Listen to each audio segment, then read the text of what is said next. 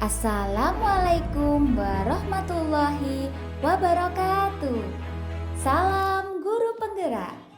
Perkenalkan, saya Yuliati, calon guru penggerak dari SD Negeri 3 Rejosari, Kabupaten Malang. Kali ini, saya akan memaparkan kesimpulan dan refleksi pemikiran Ki Hajar Dewantara pada modul 1.1, koneksi antar materi. Seperti yang kita ketahui, Ki Hajar Dewantara adalah Bapak Pendidikan Indonesia. Pemikiran-pemikiran beliau tentang pendidikan, misalnya semboyan ing ngarso sungtulodo, ing madya mangunkarso, tutwuri handayani, banyak mempengaruhi perkembangan pemikiran pendidikan Indonesia sejak dulu hingga kini. Sebagai seorang pendidik, kita harus memahami bahwa pengajaran dan pendidikan adalah hal yang berbeda. Pengajaran merupakan salah satu bagian dari pendidikan. Pengajaran adalah proses pendidikan dalam memberi ilmu untuk kecakapan hidup anak secara lahir dan batin. Sedangkan pendidikan pada hakikatnya adalah menuntun atau memberi tuntunan terhadap segala kekuatan kodrat yang dimiliki anak, agar ia mampu mencapai keselamatan dan kebahagiaan yang setinggi-tingginya, baik sebagai seorang manusia maupun sebagai anggota masyarakat. Pendidikan menciptakan ruang bagi murid untuk bertumbuh secara utuh, agar mampu memuliakan dirinya dan orang lain serta menjadi mandiri.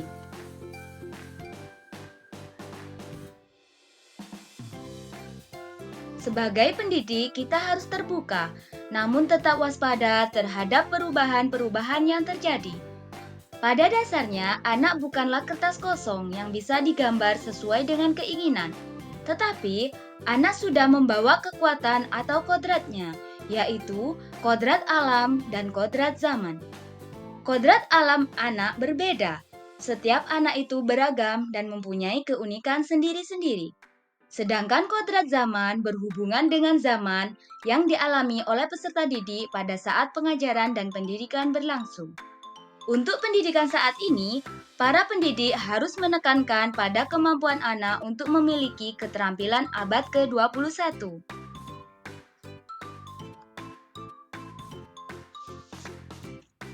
Menurut Ki Hajar Dewantara, ada 3 prinsip untuk melakukan perubahan atau sering disebut asas trikon, diantaranya yaitu kontinuitas, maksudnya belajar harus berkelanjutan.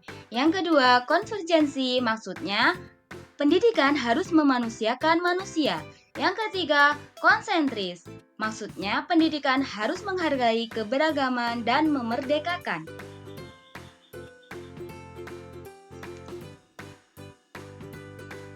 Sebelum mempelajari modul 1.1, saya meyakini beberapa hal sebagai berikut. Mengajar hanya mentransfer materi pelajaran. Mengajar hanya berfokus pada ketuntasan penilaian. Murid sebagai objek, guru adalah subjek utama pembelajaran. Mengajar hanya berfokus pada ketercapaian materi. Melihat nilai murid dari aspek kognitif saja. Yang berubah dari pemikiran atau perilaku saya setelah mempelajari modul 1.1, yaitu seharusnya saya melakukan pembelajaran secara menyeluruh, bukan hanya aspek kognitif saja, melainkan afektif, psikomotor, spiritual, sosial, dan budaya. Selanjutnya, saya harus lebih memahami karakteristik murid dan melakukan penilaian selama proses pembelajaran, tidak hanya berfokus pada hasil akhir pembelajaran. Murid sebagai subjek pembelajaran, artinya murid memiliki kebebasan berekspresi, mengemukakan pendapat, dan berkreasi sesuai dengan metode atau model pembelajaran dan media yang tepat.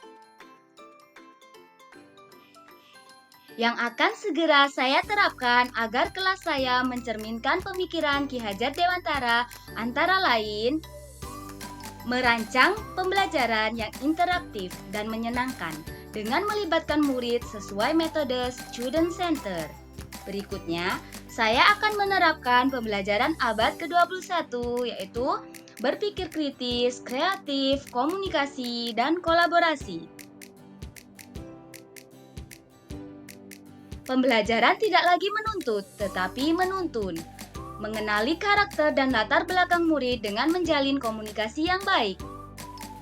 Yang terakhir, saya berharap agar bisa memaknai semboyan Ki Hajar Dewantara, yaitu Ingarso Sungtulodo. Guru harus bisa memberi contoh teladan yang baik kepada muridnya.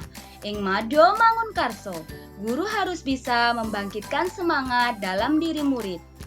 Dan Tutwuri Handayani, guru harus memberi dorongan atau motivasi kepada muridnya. Terima kasih. Salam guru penggerak. Wassalamualaikum warahmatullahi wabarakatuh.